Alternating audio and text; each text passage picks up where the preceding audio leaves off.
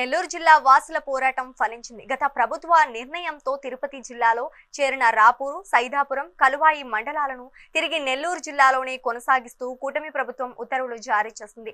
ఈ చారిత్రాత్మక నిర్ణయంపై హర్షం వ్యక్తం చేస్తూ ఎమ్మెల్యే కురుగొండ్ల రామకృష్ణ ఆధ్వర్యంలో రాపూరు జేఏసీ నాయకులు పెద్ద ఎత్తున సంబరాలు జరుపుకున్నారు.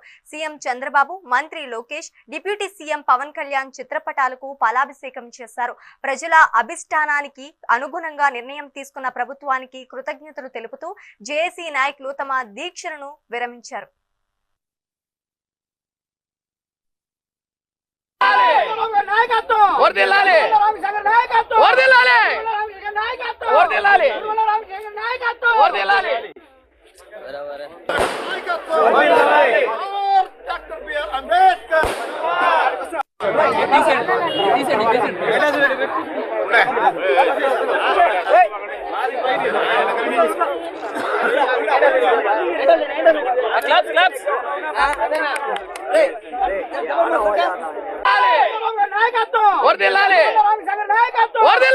ముఖ్యమంత్రి వారికి అదేవిధంగా యువకుడు ఉత్సాహవంతుడు నారా లోకేష్ బాబు గారికి అదేవిధంగా కూటమి ప్రభుత్వం పవన్ కళ్యాణ్ గారికి అందరికీ కూడా ధన్యవాదాలు తెలియజేస్తూ మరి మూడు మండలాన్ని కలవాయిని, రాపూర్ని, సైదాపురాన్ని తిరుపతిలో కలుపుతున్నారని చెప్పనేసి వార్త వచ్చిన తర్వాత ఈ మూడు మండలాల్లో కూడా ప్రజలు ఆవేదనకు గురయ్యారు.